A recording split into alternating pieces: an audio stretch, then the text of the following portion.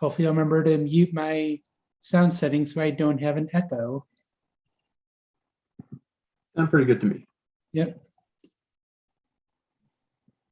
All right, hello and welcome to the big behind the scenes extravaganza for Classification Civilian. I'm here with Richard New today. Richard, how are you? I'm good. Ross, how you doing? Doing good. So we're going to go through some cool, fun behind the scenes things for Classification Civilian. And we're going to start out with the title of the set. The title is one of the last things we come up with. Yeah. And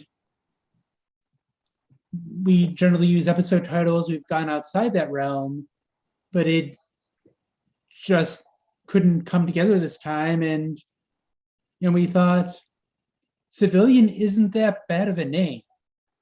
Like, it was the test name and it covers everything in the set. First time I think that's ever happened, right? Like the test name is the same as the release name. Right. Well, generally the test name is the name we give it to a set. Usually there's some sort of in-joke with it. Like the 50th set was called Lassie. We've used Harry Potter wizard names. With 2E, we used companions for Doctor Who.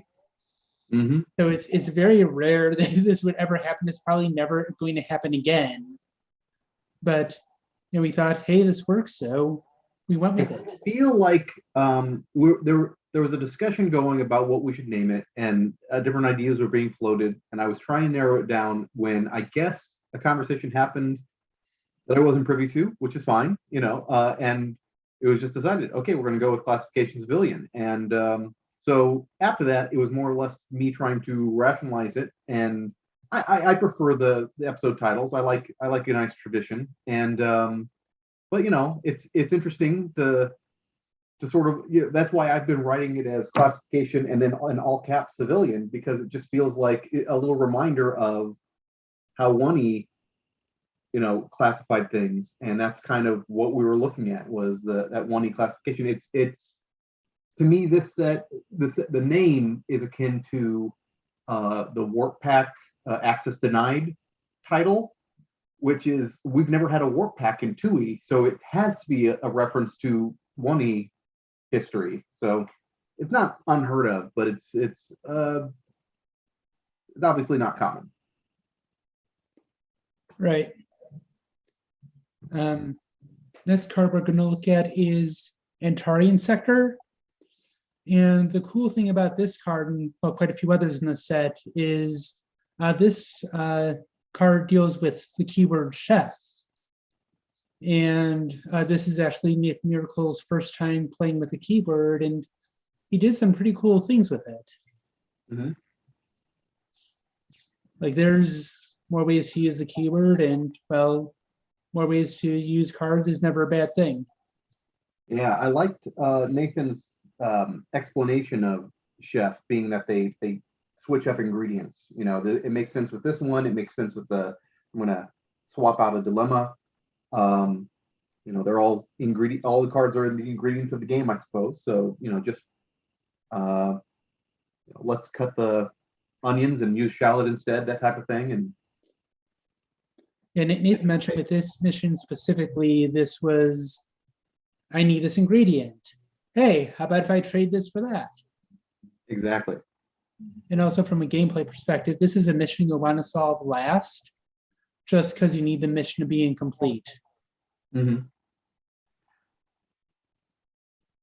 And then this is a fun little thing the creative put in the set. This is one of the sub themes that I don't think anyone's figured it out yet. But if you want to keep yourself in the dark, fast forward to about 10 seconds or so. But one of the sub themes we put in the set is cards sourced for 2E that is their first time having a card sourced from 2E. So in this case, it's Spock's brain. But there's a lot of cards in the set that it's the first time that card has ever been sourced from from an episode for second edition. Which is always fun.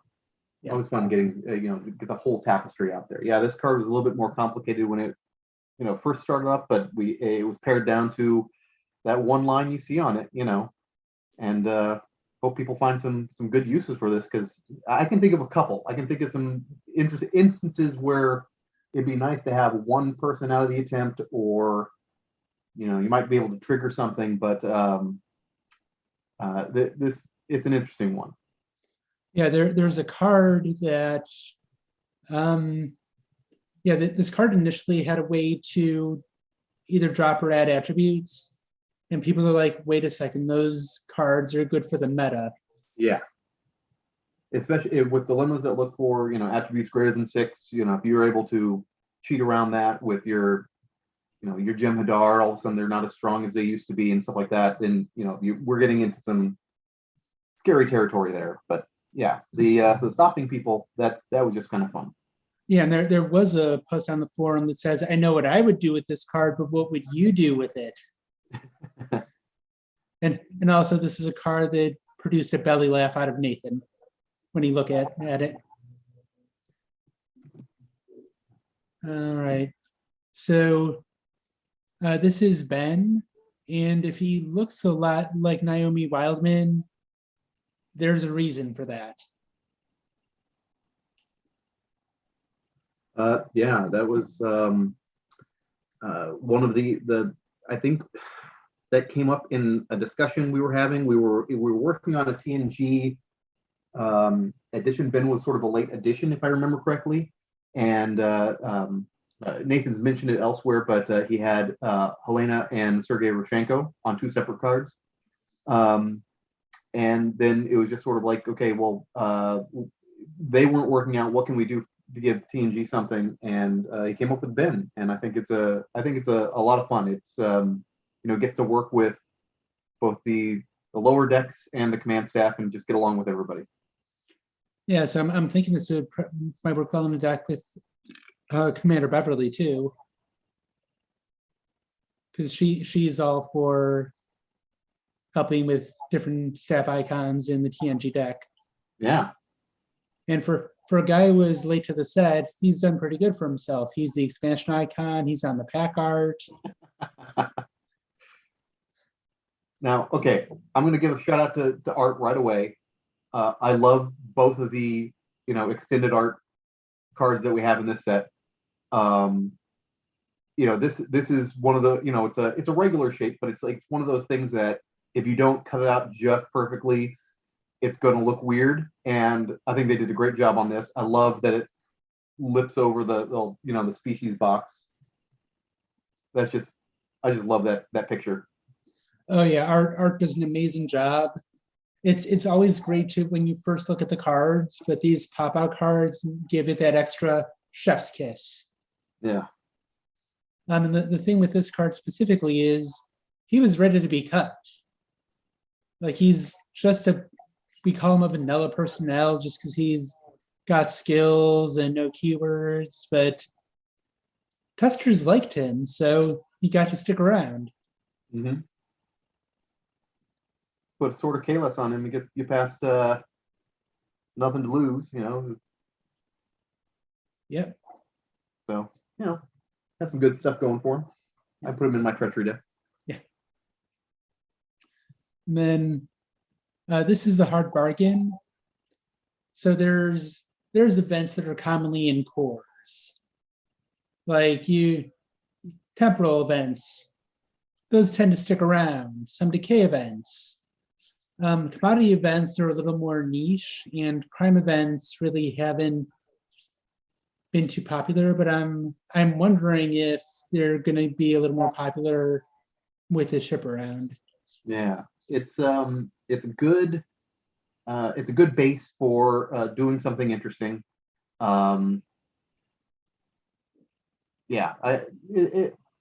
It's just a nice grease for a deck that hasn't seen a lot of play yet. You're absolutely right. Yeah. So yeah, we'll see how the meta adjusts. Yeah. And if you look at this ability, and it just brings to mind more of a ability that you saw in Mott. Mhm. There's a reason for that. He was specifically built with that in mind, although the card that you see him play is a little more Cardassian in nature. Right. Discarding the card from the top of your deck, that's very Cardassian, wasteful. There are definitely ways to stack the top of your deck for the Cardassians. I mean, just doing a conscription could get you, I think, the highest cost Glenn is 3. So that's not, horrible for him. That's not super hard to do.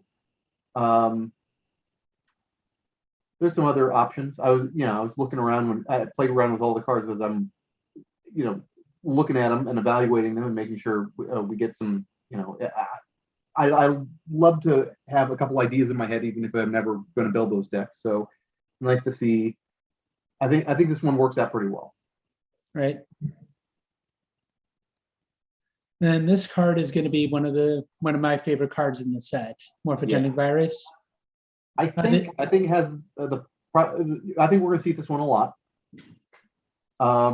This was a request from sort of the higher ups.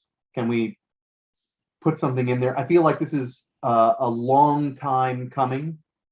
And Nathan, by the way, did a great job. There were suggestions made to him of we could do this, and he came up with essentially this text, and I think knocked it out of the park because he sort of he threaded a bunch of needles that we were asking him to thread with one card. And like for instance, one of my requests was, we had a bunch of suggestions and we would cost them and they'd be like 4 or 5 cost dilemmas, and it's like, well, yeah, but the Dominion is super micro teamy, like their anti-card has got to be low cost or have something to, that allows it to be low cost something, and so the idea that we could get it in at a cost 0 and it still doesn't feel to me to be abusable really. It's powerful for sure. I want to put it in my Klingon infestation deck because I can easily get them down to below 6. But I think it's a solid card otherwise. Yeah, it definitely has staying power beyond the current Dominion wave that we're experiencing right now. Especially since we don't know how long that wave is going to last, but it's even good with non-Dominion micro teaming. Yeah, exactly. So yeah, great. All these cards are a team effort, but great job for Nathan for tying it all together. It's a cost 0, which helps out with a lot of other cards. So there's going to be a lot of fun with this card. It's going to see a lot of play pretty soon. Yeah. Oh yeah. All right. So the lore on this card. Oh yeah. So he started out with the test title of Gift Hoarder.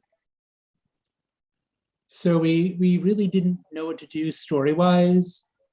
So I started thinking of the Marauder Mo aspect and just looked at a bunch of G.I. Joe commercials from the 80s. And I understand that's just sort of a reworded, version of the G.I. Joe creed or what, I don't know what you'd call it, but yeah, I just listened to a bunch of commercials, typed out the transcript, put some words in, moved some stuff around, and this is what we came up with. So enjoy. I love the quintuple bankruptcy. Like that part just makes me laugh. Thanks. All right. So this is Pillar of the Community. This is the alternate art one. And this went through as a set, this went through the rules check pretty well. The main thing they had to do with this is just make sure that it was one that you could only do once a turn. Yeah, there was a good indication that the earlier wording would only work once, but it would be one of those, there's times when you're sure you crossed the T's and dotted the I's, and yet when the next person reads it, they still make the same mistake. They still assume something works the way it's supposed to work, and it's like, okay, well, in that case, even though I'm pretty sure it works the way that it's supposed to, we're going to change it up to make it absolutely clear.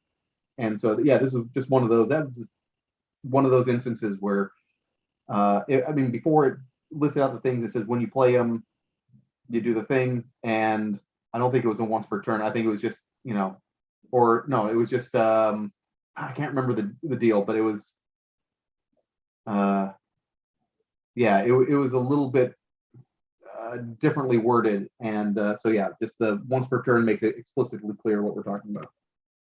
Right. All right, so with this card, I'm not quite sure how well the story comes through, but this is actually from the Enterprise Season 3 episode, Carpenter Street. And in this episode, Archer and T'Pol go back in time to early 2000s in Detroit. They stop the Xindi, everyone's happy, and they come back. And when they come back, before they leave, Trip is just standing there. They go through the door, they do everything, they come back. And the impression that we get that's never explicitly stated is it was pretty much an instantaneous trip. Yeah. So not quite sure how it goes through with the card, but that was the intention behind it. Yeah. And this was one of those cards that we could have put 5 or 10 different stories on it, and we just settled on a good one. Yeah.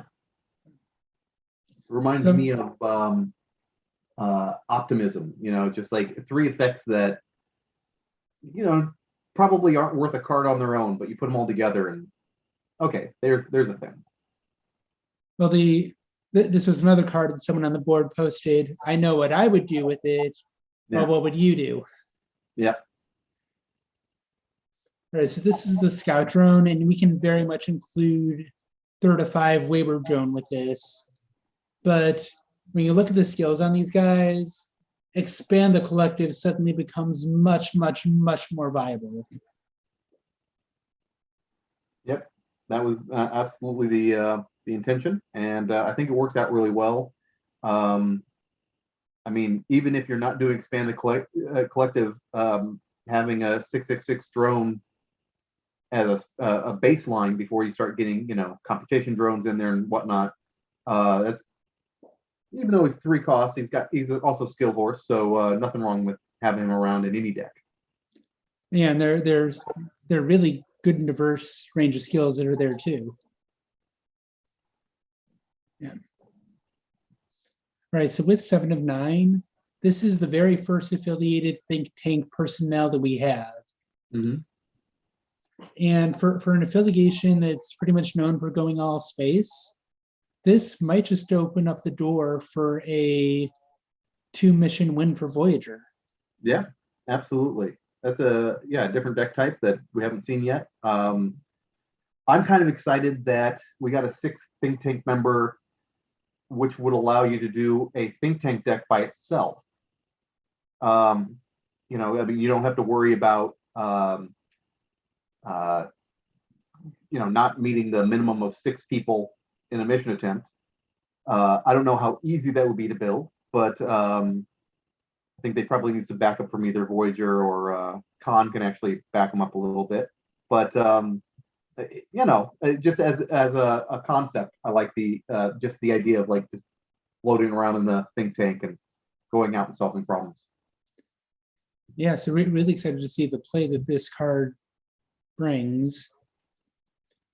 And then with Sim Sacrificial Lamb, there has not been a Starfleet card that has caused such creative chaos since the Starship Defiant.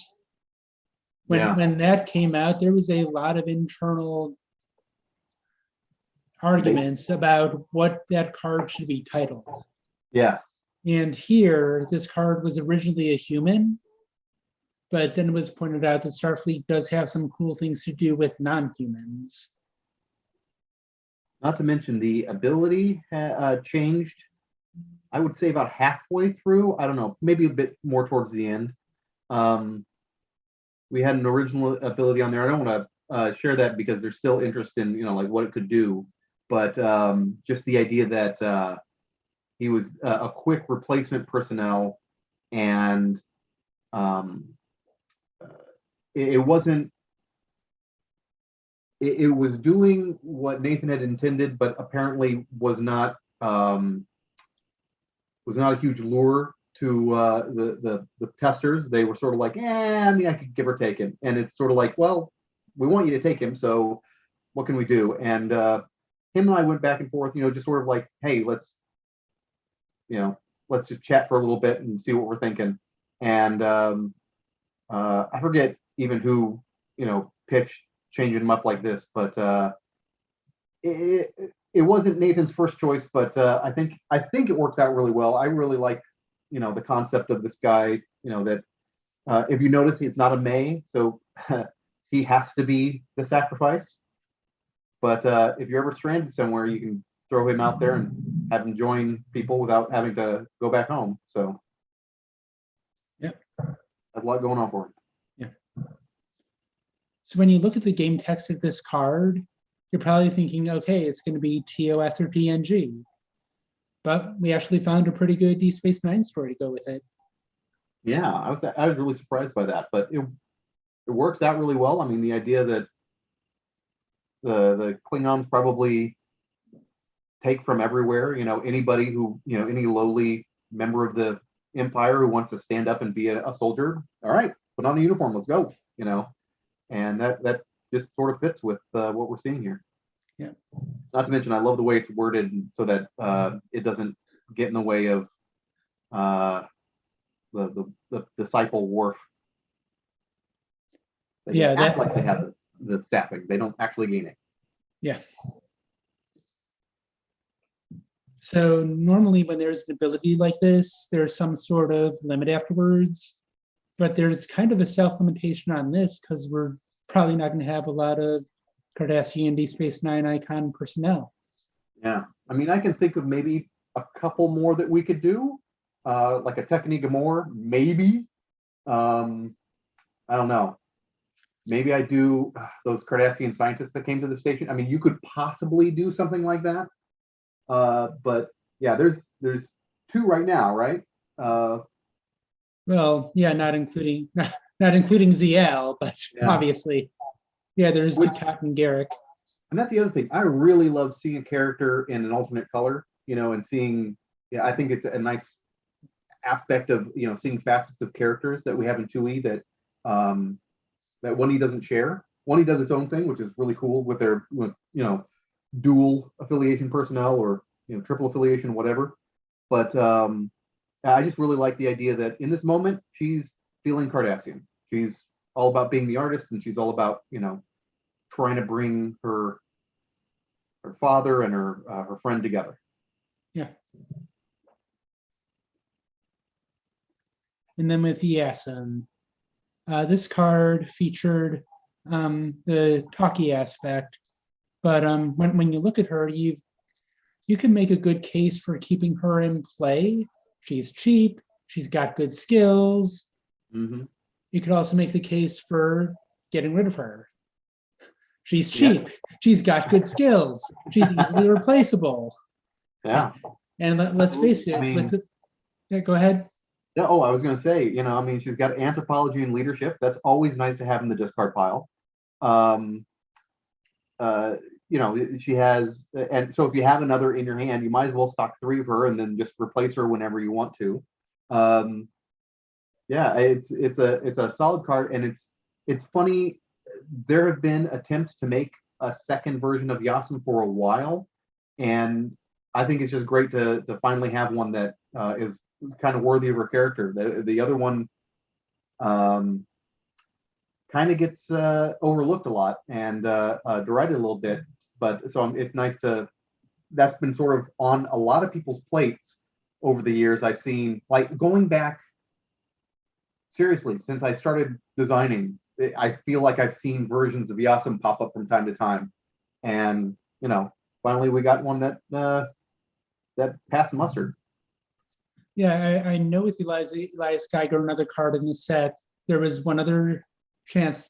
to Doom that I can think of, and there is something involving messing with your hand, and testers gave kind of a lukewarm reception to it, and I'm like, he's washing his hands, Yeah. but it didn't really transfer and didn't really translate.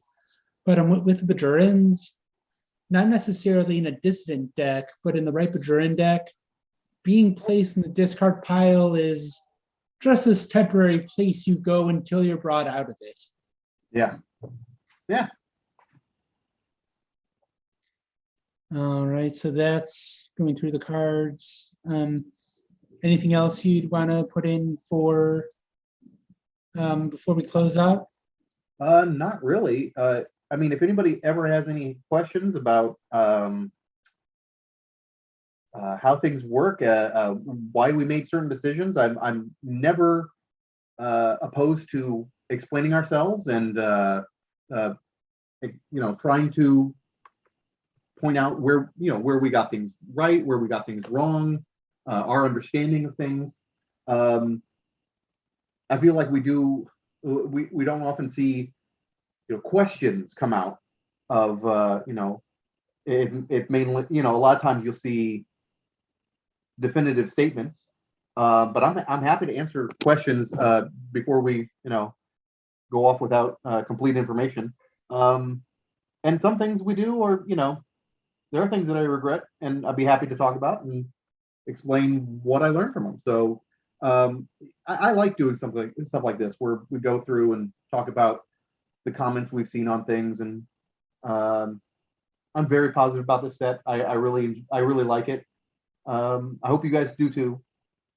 But anytime, I'm happy to do stuff like this. Yeah. Also, you're a good person to reach out to if someone's interested in becoming a playtester, right? Oh yes, absolutely. If you are interested in how things work, why not get involved? Happy to have people. Yeah. All right. So, Richard, thank you so much for joining me. Thank you to Nathan Miracle for designing the set. Like usual, thanks to creative, to art, rules, proofreading, programming, all the people that go into getting these cards. There's a bunch of articles you could look at. Hope you've enjoyed this look behind the scenes. If you really like the cards, feel free to make a donation to the continuing committee and get a very nice spiffy button.